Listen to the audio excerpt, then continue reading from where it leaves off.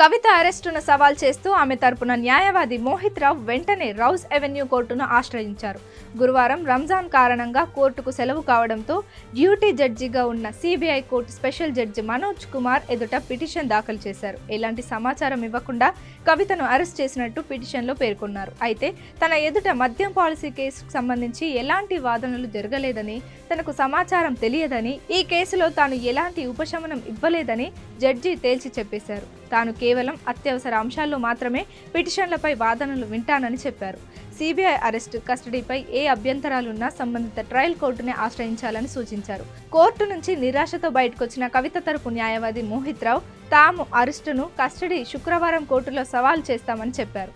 అరెస్టుపై కవిత భర్తకు మాత్రమే సమాచారం ఇచ్చారని అన్నారు. సిబిఐ కేసులోనూ కవిత విచారణకు సహకరిస్తున్నారని తెలిపారు.